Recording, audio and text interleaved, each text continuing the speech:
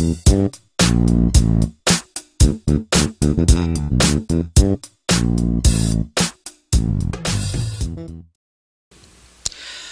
안녕하세요.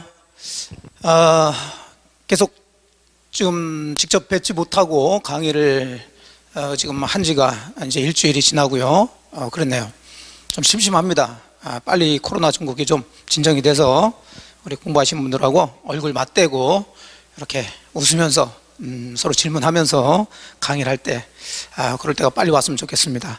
어쨌든 건강 조심하시고요. 그래도 코로나는 코로나고 우리는 또 해야 될 일이 있으니까 자, 이번 주에 배우셨던 내용들 중요한 부분들만 간단하게 다시 촬영해서 올리니까 계속 복습을 좀 하도록 그렇게 좀 하세요.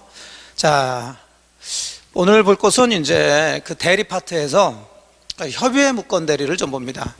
이제 유권 대리 파트에서는 이제 대리권하고 자, 법률행위 효과를 받는 사람을 우리가 본인이라고 그랬죠. 이 본인을 대리해서 법률행위 하는 사람을 우리가 대리인이라고 했고요. 자, 이 사람하고 이제 법률행위를 하는 사람을 상대방이라고 그런다는 얘기인데, 자, 이 대리인은 대리가 되려면 어쨌든 의뢰한 사람은 이 병과 법률행위를 하면서 반드시 자기는 본인을 위한 것임을, 즉 대리인임을 표현하면서 법률을 해줘야 돼요. 그래서 이 대리 행위가 있어야 됩니다. 기본적으로. 자, 이 대리 행위를 하는데, 자, 요 의뢰한 사람이 갑과 의 사이, 본인과의 사이에 실제로 대리권이 있으면 그게 유권 대리가 되는 거죠. 그래서 유권 대리에서는 이제 본인과 대리인 사이에 대리권이라는 것을 보시고, 그 다음에 대리인과 상대방 사이에 대리 행위, 그 다음에 본인과 상대방 사이의 대리 효과, 요 크게 세 가지로 나눠서 특히 대리권에 대한 얘기를 좀 잘 주의해서 보시라고 그랬어요. 그래서 지난번에 이제 대리권에 대해서 간단하게 이제 촬영해서 올려드렸는데, 자, 지금은 이제 무권 대리 파트죠. 자, 무권 대리는 을이 본인의 대리인으로서 법률행위를 했어요. 대리 행위는 했습니다. 근데 대리권이 없다는 거죠. 말 그대로 대리권이. 이걸 무권 대리라고 그러는데, 이 무권 대리는 잘 아시는 것처럼 두 가지로 나눠지죠. 협의의 무권 대리하고 그 다음에 표현 대리. 자, 그 중에 지금 보실 것은 이제 협의의 무권 대리입니다. 자, 협의의 무권 대리 아주 전형적인 무권 대리를 얘기하는 거죠. 대리인도 아니면서 자, 대리인 척 갑의 부동산을 예를 들어서 팔았다, 이런 얘기죠. 그래서 이 사람을 이제 무권 대리인 얘기하고요. 이걸 무권 대리 행위 이렇게 얘기합니다. 이쪽은 본인이고 이쪽은 상대방으로 들어가요. 자, 그러면 이런 일이 벌어졌다 그러면은 항상 민법은 개인과 개인 사이니까 본인에 대한 효과, 상대방에 대한 효과, 그 다음에 이 무권 대리인에 대한 효과, 세 가지를 딱 나눠가지고 정리를 하시면 돼요. 자, 그대로 들어가 보죠. 자, 1번 그러면 본인에 대한 효과가 나오는데, 자, 그럼 본인에 대한 효과, 그럼 여러분이 본인의 입장에 한번 대보시면 돼요. 민법은 그 입장이 돼보시면서 보시게 되면 좀 이해가 좀 쉽습니다. 자, 여러분은 을한테 대리권 주지도 않았는데 여러분의 뭐 자녀분들이나 아니면 친척이나 아니면 아는 사람이 위임장 위조해가지고 여러분의 부동산을 이제 팔아버렸단 말이에요. 그럼 기본적으로 이 매매계약, 즉 대리행위 효과가 본인한테 올 이유는 없죠. 즉 여러분이 책임질 일은 없다는 얘기예요. 그래서 기본적으로 본인에 대한 효과는 무효입니다.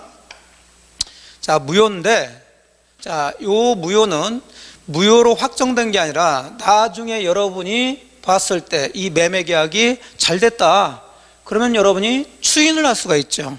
그럼 추인을 하게 되면 유효로 바뀌게 되니까 추인하기 전에는 무효지만 유효가 될 여지가 있으니까 이걸 유동적 무효다 또는 불확정적 무효다 이렇게 얘기한다고 그랬어요. 자, 그래서 법조문에는 뭐라고 되어 있냐면 이런 무권 대리 행위는 본인이 이를 추인하지 않으면 본인에 대해서 효력이 없다. 효력이 없다, 무효란 얘기죠. 뭐 하지 않으면, 추인하지 않으면. 그럼 반대로 본인이 추인하면 효력이 있을 수 있다는 얘기니까 유동적이라는 얘기입니다. 자, 용 하나 잡으시고. 자, 그래 놓고 이제 여러분이 이제 본인 입장이라면, 자, 여러분이 기본적으로는 이 매매 계약에 대해서 책임질 일이 없단 말이에요. 여러분이 소유권 이전해 줄 필요는 없지만, 자, 여러분이 할 수 있는 거 두 가지가 있어요. 국가에서는. 그렇지 않아도 여러분이 이 부동산 팔 생각이었는데, 대리권도 없는 사람이 여러분 부동산을 팔았는데 잘 팔았어요. 나중에 인정할 수 있겠죠. 자, 이런 것을 우리가 추인한다고 그러죠. 추인. 자, 추인할 수 있는 추인권이라는 게 있고, 잘 팔았든 뭐했든 전혀 팔 생각이 없어요. 그러니까 아예 못을 박아버리는 거죠. 나 추인 안 하겠다. 그래서 이걸 추인 거절권이라고 그러죠. 추인 거절권. 자, 그래서 항상 협의의 무건대리 본인 그러면 두 가지 생각하시면 돼요. 추인과 추인 거절. 자, 요거에 대해서 이제 쭉 정리하시면 되고, 특히 추인에 대한 얘기들이 이제 주로 문제 많이 나오니까 그쪽을 집중적으로 이제 공부를 하시면 돼요. 자, 그래서 다시 이제 이론 정리한 것을 보시게 되면 본인은 추인할 수 있는 권리가 있는데, 일단 추인이라는 것은 나중에 인정한다는 얘기죠. 그럼 나중에 인정한다는 것은 여러분이 의사 표시를 해줘야 되겠죠. 그럼 그 의사 표시는 여러분의 일방적 의사 표시로 추인이 되는 거지, 이미 상대방은 지금 어쨌든 법률행위를 했으니까 상대방이 동의나 승낙을 받을 필요는 없는 거죠. 그래서 일방적 의사 표시에 의해서 법률 효과가 발생하는 거예요. 무효에서 유효로 바뀌게 되니까. 그래서 이것을 단독행위라고 그러죠. 여러분의 의사 표시 하나만 가지고 성립할 수 있으니까. 우리가 앞쪽에서 법률행위 종류 나누면서 단독행위와 계약, 그 정도만 구별했죠. 그러니까 필요한 것만 잡고 들어가시는 거예요. 자꾸 이것저것 하게 되면 골치 아프니까. 네, 그래서 제가 법률행위에서는 그 두 가지만 일단 잡고 들어가자. 의사표시 하나만으로 법률행위가 발생하는 것, 성립하는 것을 단독행위. 자, 의사표시, 양 당사자의 의사표시 두 개의 합체에 의해서 성립하는 것을 계약, 이렇게 얘기했죠. 그래서 무건대리 행위에 대해서 본인, 여러분이 추인하는 것은 단독행위가 됩니다. 그러니까 여기에 상대방의 동의나 승낙이 있어야 된다 그러면 틀린 얘기가 되겠죠. 자, 그러면 항상 의사표시를 하게 되면 누가 누구에게 어떤 방법으로 해서 어떤 효과가 발생하느냐, 이런 순서예요 항상. 그럼 누가는 본인이니까 할 얘기는 없고요, 누구에게가 나와야 되겠죠. 자, 여기 상대방이 되겠네요.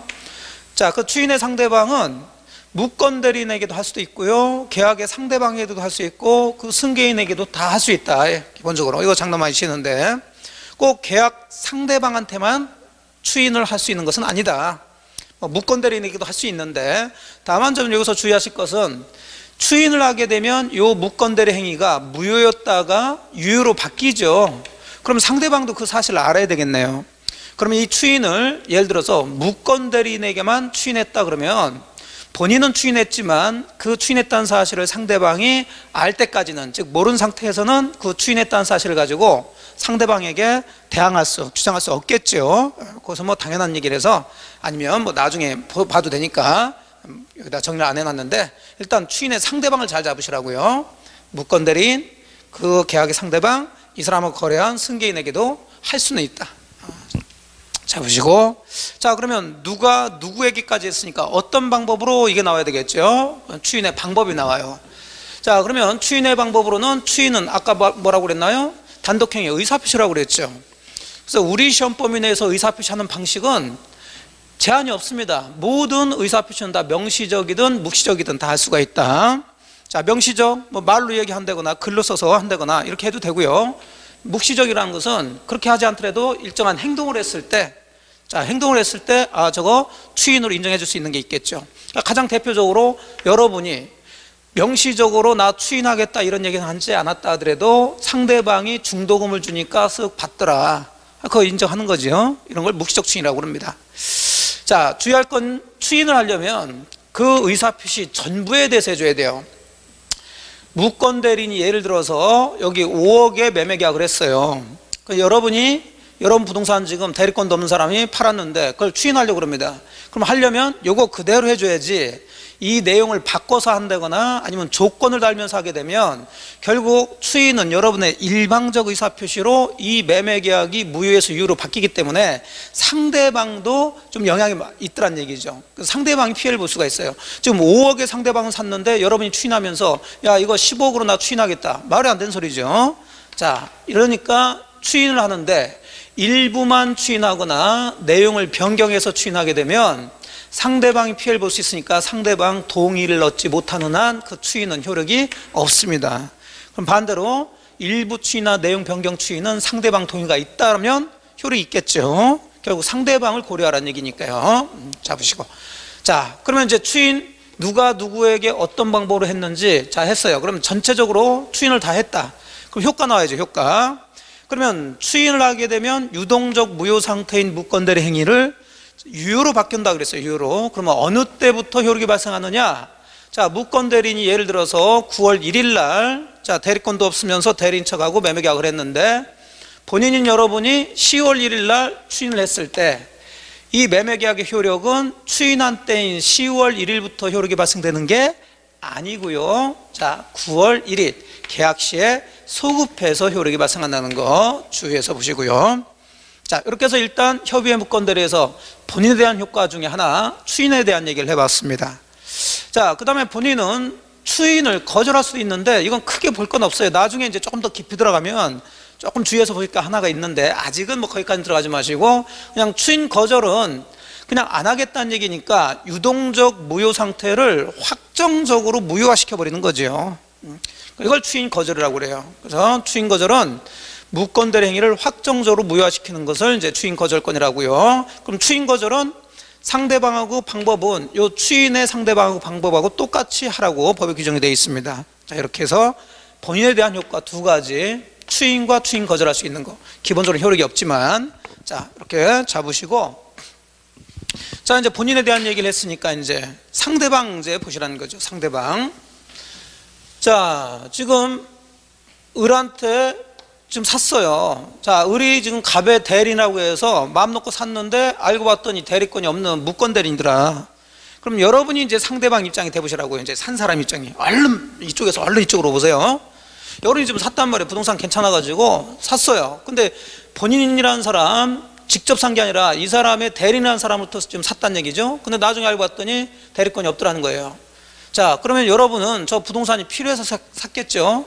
하지만 필요하다 하더라도 이 매매계약은 본인이 책임지지 않아요, 원칙적으로. 근데 본인은 추인도 할 수 있고 추인 거절도 할 수 있는, 자, 이런 권리가 있으니까 상대방은, 즉 여러분은 본인한테, 자, 일단 내가 당신 부동산을 지금 대리라는 사람한테 샀는데 지금 대리권이 없더라. 그런데 내가 샀으니까 어떻게 할 것이냐, 추인할 것이냐 말 것이냐, 물어는 한번 볼 수 있겠죠. 자, 독촉은 할 수 있다는 거죠. 자, 이걸 우리가 최고라고 그러죠. 최고. 그래서 상대방은 이제 본인에 대해서 자, 물어보고 독촉할 수 있는 최고권이라는 것을 갖게 되고요.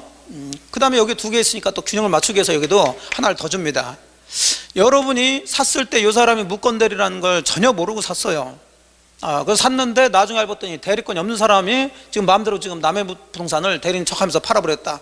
자, 사실은 현실적으로 이런 거 나타나게 되면 굉장히 복잡하죠. 골치 아프단 말이에요. 소송 같은 거 하게 되고. 그러니까 나 이거 그만두겠다. 자, 이렇게도 할 수 있는데 이걸 철회권이라고 해요. 철회. 자, 그래서 본인에게 추인과 추인 거절할 수 있는 권리를 준 반면에 그 거래 상대방에게도 최고할 수 있는 권리와 철회할 수 있는 권리 두 가지를 주게 되고, 자, 요걸 가지고서 또 이제 시험 문제 내니까, 자, 최고권과 철회권에 대한 얘기를 해보죠. 자, 최고는 물어보는 거예요. 독촉하는 겁니다. 의사표시 아니에요. 뭐냐 그러면 그런 것들까지 들어갈 건 없고 그냥 어떻게 할 것이냐, 추인할 것이냐 말 것이냐. 자, 이걸 물어보는데 주의할 것은 악의의 상대방, 즉 계약을 할 때 을이라는 사람이 대리권이 없다는 걸 뻔히 알면서 산 사람도 최고권을 인정한다는 거예요. 당연히 선의는 당연히 인정되고요. 주로 시험 문제는 악의를 가지고 물어보니까, 자, 알면서 대리권이 없다는 걸 알면서 산 사람도 이미 샀으니까, 자, 본인한테 추인할 것이요 말 것이요 물어는 볼 수 있다는 거죠. 그래서 악의의 상대방은 최고권은 인정합니다. 그래서 뭐 최악이다 뭐 이렇게도 할 수 있는데, 그러니까 일단 의미를 이해해 보세요. 최고라는 것은 상대방의 의사표시에서 뭐가 바뀌어지는 게 아니에요. 그냥 물어보는 거니까, 자, 알고 샀든 모르고 샀든 인정은 해주죠. 문제는 최고의 효과인데, 물어보는 거니까 상대방의 원하는 대로 효과가 발생할 수는 없고요. 본인이 어떻게 대답하냐에 따라서 달라져요. 본인이 추인하겠다 그러면은 이건 유효가 되는 거고, 나 싫다라고 추인 거절하게 되면 이제 확정적 무효가 되는데, 자, 그러면은 그 물어보는 것도 무한정 기다릴 수 없으니까 항상 상당 기간을 잡아서, 자, 최고를 하게 되는데요. 문제는 이 상당 기간 내 본인이 대답을 하지 않았을 때, 추인이든 추인 거절이든 대답을 하지 않았을 때, 그러면 효과는 어떻게 되느냐, 이걸 이제 법조문에 만들어 놨는데, 여러분이 한번 상식적으로 생각해 보세요. 그때는 이제 여러분 본인 입장에 한번 내보시라고요. 지금 여러분은 팔지도 않았는데 남이 여러분의 대리인하고 지금 팔았는데 산 사람이 여러분한테 어떻게 할 것이냐, 추인할 것이냐 말 것이냐 좀 물어왔다는 얘기예요. 예를 들어서 일주일 동안 기간 줄 테니까 대답 좀 해달라고 물어봐서 여러분 너무 기분 나빠요. 그래서 그냥 가만히 있었어요. 가만히 있는데 이 계약이 추인한 것으로 봐가지고 유효가 돼버려서 여러분 소유권 이전해줘야 된다, 이렇게 결론이 나온다면 여러분 입장에서도 별로 안 좋겠죠. 그래 찬찬히 생각해 보시면 그건 상식선 얘기예요. 그래서 상대방이 본인에 대해서 상당 기간을 정해서 최고를 했는데 그 기간 내 본인이 아무 대답이 없다 그러면 추인을 뭐 한 것으로 보냐면 거절한 것으로 봐요. 그래서 2번, 본인이 확답을 바라지 않을 때는 추인한 것이 아니라 추인을 거절한 것으로 본다. 자, 둘 중에 하나 가지고 장난치는 거니까 잘 잡으시고요. 자, 이제 최고 하나 보셨고 이제 철회 보십니다. 상대방은 철회한다는 것은 결국은 이 법률행위 의사표시 효력이 아직 확정되기 전에 그 의사표시를 거둬들인다는 거죠. 그만두겠다는 거예요. 그러면 유동적인 무효를 아예 확정적으로 무효화시켜버리겠다는 겁니다. 자, 그러면 상대방이 지금 매매계약 법률행위를 하긴 했는데 그걸 무효화시킨다는 것은 이걸 뻔히 알면서 사놓고 나 그만두겠다 그러면 안 된다는 거죠. 자, 그래서 철회는 악의일 때는 할 수가 없어요. 근데 요놈하고 요놈을 가지고 아주 장난만 쳐요. 최고는 악이라도 할 수가 있는데 철회는 악일 때는 할 수가 없다. 그래서 이 두 가지. 어차피 둘 중에 하나 뭐 선일 때는 다 할 수 있으니까 뭐 크게 문제가 안 될 거고 악일 때 그래서 최악은 인정된다, 최악도 인정된다, 뭐 이렇게 하나 외우시면 되겠죠. 그러면 당연히 철회는 악이는 안 될 테니까, 반대일 테니까. 자, 철회하게 되면 이제 유동적 무효에서 확정적인 무효가 되어버리니까 이제 본인은 추인도 할 수가 없죠. 상대방에 대한 효과가 됩니다. 자, 그럼 3자 중에 이제 둘 잡았으니까 하나 남았죠. 무권대리. 그럼 이 무권대리는 이런 권리를 주는 게 아니라 이런 짓 한 사람은 자, 권리 주면 안 되겠죠. 만일에 본인이 추인하게 되면 본인이 책임지면 되는데 본인이 추인하지 않았다. 근데 이 사람이 지금 병한테 팔아버렸다. 근데 상대방은 철회는 하지 않았어요. 몰랐어. 자, 그러면 요 무권대리는 요 상대방에 대해서 뭔가 책임을 져야 되겠죠. 그래서 무권대리인에 대한 상대방의 책임인데 요건 무조건 무권대리인이라고 해서 책임지는 건 아니에요. 자, 책임질 수 있는 요건이 갖춰져야 됩니다. 그것부터 하나씩 보시는데, 자, 3번 무권대리인의 상대방에 대한 책임에서요, 책임 발생 요건으로는 자, 1번은 뭐 가볍게 보세요. 당연히 본인 추인을 얻지 못하고요, 또 대리권이 있다는 걸 증명 못합니다. 그 다음에 상대방은 선의 무과실해야 돼요. 상대방이 뻔히 알면서 샀는데 무권대리인 상대방한테 책임질 일은 없죠. 문제는 3번이죠. 무권대리인이 제한능력자다. 자, 얘가 미성년자나 피한정 후견인, 피성년 후견인이다. 자, 그렇다면 아무리 추인하지 않고 그 다음에 뭐 상대방 선의 무과실로 다른 것들이 다 갖춰졌다 하더라도 책임질 능력이 없죠. 그래서 요 무권대리인이 상대방한테 책임지려면 제한능력자가 아니어야 됩니다. 요거 좀 주의해서 보시고. 자, 요런 게 다 갖춰졌으면 이제 이 무권대리인은 상대방에 대해서 책임져야 되는데 그 책임의 내용은 두 가지예요. 어차피 계약을 했으니까 계약대로 이행을 하든가 아니면 계약대로 이행 못하게 되면은 돈으로 줘라. 손해배상 청구들어가는 거죠. 그래서 계약의 이행이나 또는 손해배상 책임을 지는데 이 둘 중에 하나 선택을 해야 돼요. 두 개 다가 아니라 그 선택을 누가 하냐면 상대방이 선택을 합니다. 이것도 이제 나중에 시험 문제 자주 나오는데 선택을 무권대리인 스스로 선택하는 게 아니라 상대방 측에서 선택한다. 여기서는 이제 무권대리인이 주어니까 책임을 져라 그러는데 문장에서는 상대방을 주어로 하게 되면 청구할 수 있냐 없냐 이렇게 들어간단 말이에요. 계약 이행을 청구할 수 있다 없다, 손해배상 책임 청구할 수 있다 없다, 그런 얘기니까 항상 문장에서 누굴 주어로 해서 보느냐 그걸 잘 따지라고 그랬습니다. 자, 여기까지가 기본적인 협의의 무권대리. 그러니까 협의의 무권대리는 그렇게 뭐 아주 어렵거나 그렇진 않는데 매번 나오는 부분들이니까 이런 부분들은 정확하게 입문 과정서부터 정리를 하는 그런 습관을 들여야 됩니다. 물론 전부 다는 아니었어요. 이제 조금 깊이 들어간 것들은 좀 나중에 정리해 드리려고 했지만 머릿속에서는 항상 크게 구조를 잡으시라는 거죠. 지금은 협의의 무권대리 그러면 세 가지, 본인에 대한 거, 상대방에 대한 거, 무권대리인에 대한 거, 이런 것들을 이제 법이나 판례에서 딱 정리해 놨구나. 자, 이해되셨죠? 자, 그러면 이걸 가지고 이미 나왔던 문제를 한번 간단하게 해보죠. 뭐 문장으로도 나올 수 있고 그 다음에 이렇게 아주 전형적으로 사례 문제로도 나올 수 있어요. 그래서 뭐 아주 어려운 건 아니고요. 자, 22회 변형해서 들어왔습니다. 무권대리인 을이 또는 대리권 없는 을이 이렇게 하겠죠. 갑의 토지를 병에게 매도하고 인도와 동시에 소유권 이전을 맞춰줬다. 다음 중 틀린 것은 그랬어요. 전형적인 겁니다. 무권대리 행위죠. 자, 그럼 갑을 병 그대로 들어왔어요. 을이 무권대리인, 자, 갑이 본인, 병이 상대방이죠.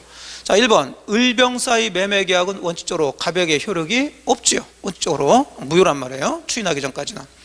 2번 갑은 을병 사이의 매매 계약에 대해서 추인을 거절할 수 있다. 자, 갑은 본인이니까 추인을 거절할 수 있죠. 뭐 추인도 할 수 있고 거절할 수 있고 자유란 얘기죠. 자, 3번 병이 계약 당시 을의 대리권 없음을 알았어요. 자, 병이 누군가요? 상대방이죠. 악이란 얘기죠. 자, 그러면 최고는 할 수 있지만 철회는 할 수 없어요. 최고는 할 수 있지만 철회는 할 수 없다. 그럼 뒤쪽을 봐야죠. 자, 갑의 추인 전이라도 매매 계약을 철회할 수 그랬으니까 철회할 수는 없죠. 알았으니까 철회는 못한다. 3번 옳은 얘기가 되죠. 하지만 최고는 할 수 있다. 최고는. 다 맞는 얘기입니다. 지금까지는. 자, 4번 병이 갑에게 상당 기간을 정해서 매매 계약 추인 여부 확답을 최고했어요. 근데 갑의 확답이 없네요. 자, 대답이 없으면 추인한 것으로 거절한 것으로 본다고 그랬죠. 근데 여기는 추인한 것으로 본다 했으니 4번이 틀린 얘기가 되겠죠. 5번 만약 을이 미성년자라면, 자, 을이 무권대리인인데 미성년자래요. 그럼 제한능력자란 얘기죠. 그럼 갑이 을의 대리행위에 대해서 추인을 거절했다. 자, 그러면 갑 본인이 추인 거절했으면 이제 무권대리인 네가 병에게 책임지라 그 얘기인데, 근데 지금 책임을 지려면은 이 사람이 제한능력자가 아니어야 되는데 미성년자라고 전제를 깔아놨죠. 그럼 책임이 있나요, 없나요? 없죠. 그럼 병은, 자, 이제 병 주어가 이쪽에 있어요. 그러면 책임 얘기가 나오는 게 아니라 병은 을에게 청구할 수 있냐 없냐 이렇게 나온단 말이죠. 그럼 을에 대해서 계약의 이행이나 손해배상 청구할 수 없다 그렇죠. 미성년자니까. 또 맞는 얘기고 틀린 건 4번이 되겠어요. 뭐 이런 식의 문제니까 그냥 하나 주는 겁니다. 이쪽에서 문제 나오면. 그러면 얼른 받아서 드시면 돼요. 자, 여기까지 해서 이제 우리가 법률행위 파트에서 어쩌면 가장 핵심이 되는 내용들, 법률행위의 목적, 그 다음에 의사표시, 그 다음에 대리, 요걸 이제 정리를 좀 해봤습니다. 그 다음에 나오는 게 이제 앞서 배웠던 걸 다시 한번 자, 복습하는 뭐 무효 취소, 그 다음 마지막으로 조건 기한, 뭐 이 정도 나오는데 뭐 이런 것들은 그렇게 어렵지 않고 그러니까 일단은 법률행위는 이 정도에서 이제 그 짤막하게 올리는 것들은 정리를 하고 그 다음에 이제 우리가 물권법으로 들어가야 되는데 이제 계약법으로 갔죠. 제가 어차피 법률행위하고 연결이 되는 게 계약이니까. 그래서 앞쪽에서는 이제 비정상적이고 예외적인 것을 보셨고 계약법에서는 이제 정상적인 계약을 할 때 그걸 본다고 그랬어요. 그래서 이 계약법에 대해서는 이제 다음에 다시 또 짤막하게 자, 촬영해서 올려드리도록 하겠습니다. 자, 오늘은 협의의 무권대리 이 테마를 가지고 한번 여러분하고 같이 만나보게 됐습니다. 자, 계속 뭐 건강 조심하시고 자주 왔다 갔다 하시면서 복습하시고 보시고 하셔가지고 다음에 1월 달에 공부하실 때는 조금 더 수월하게 공부하실 수 있도록 그렇게 하도록 하세요. 자, 고생 많으셨습니다.